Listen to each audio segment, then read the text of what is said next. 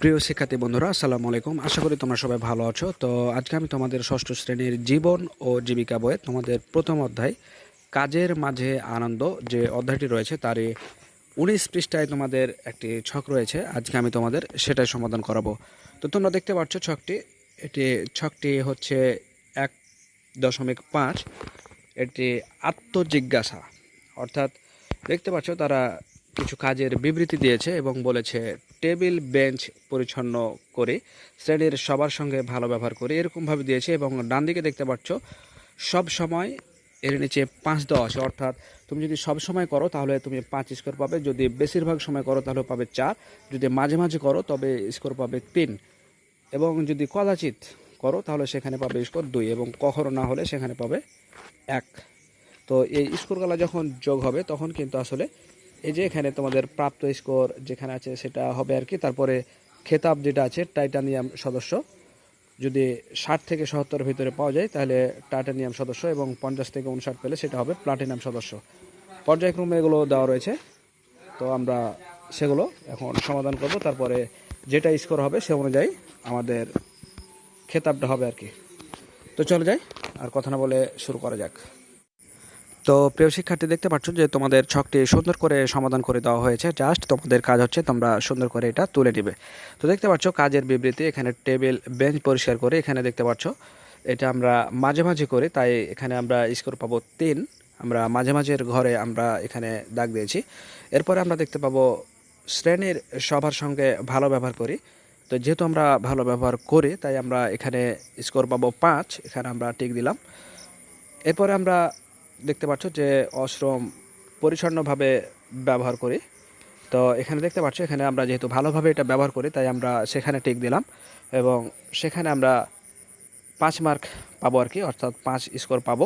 এরপর আমরা দেখতে পাচ্ছি ক্লাসে অন্যদেরকে লেখাপড়ায় সহায়তা করি।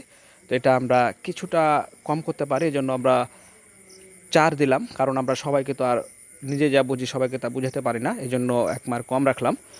এই যে তারপর আমরা দেখতে পাচ্ছি বিদ্যালয় পরিচ্ছন্ন রাখার দিকে সতর্ক দৃষ্টি রাখি।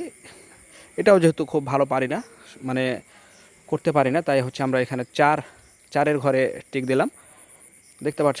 এরপরে ক্লাব কর্মকাণ্ডে অংশগ্রহণ করি, এটা খুব কম করি, জন্য 3 স্কোরের ঘরে টিক দিলাম। এরপর দেখতে পাচ্ছ শ্রেণীর কাজে শিক্ষককে সহায়তা করি। তো দেখতে পাচ্ছ এখানে আমরা যেহেতু করি তাই আমরা 5 স্কোরের ঘরে টিক দিলাম। এরপরে দেখতে পাচ্ছি অন্যের মতামতের প্রতি শ্রদ্ধা রেখে কথা বলি। তো যেহেতু এটা আমরা সর্বদাই করি তাই আমরা 5 স্কোরের ঘরে টিক দিলাম। এরপর দেখতে পাচ্ছি যে কোনো সমস্যা বিষয়ে যুক্তি দিয়ে ব্যাখ্যা করার চেষ্টা করি। যেহেতু একটু কম পারি তাই সেটা আমরা 4 স্কোরের ঘরে দিলাম। এরপর দেখতে পাচ্ছি লাইব্রেরির কাজে সহায়তা করি। এখানে যেহেতু আমরা একটু কম করি তাই 4 স্কোরের ঘরে দিলাম।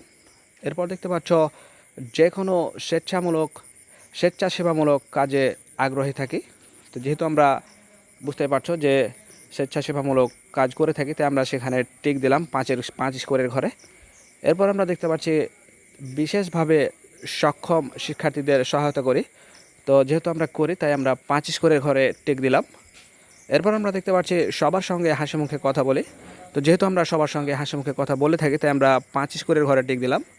এরপর আমরা দেখতে পাচ্ছি নির্ধারিত সময়ে অর্পিত কাজ জমা দিই। যেহেতু আমরা কাজগুলো জমা দিই তাই আমরা সে ঘরে টিক দিলাম 5 স্কোরের ঘরে।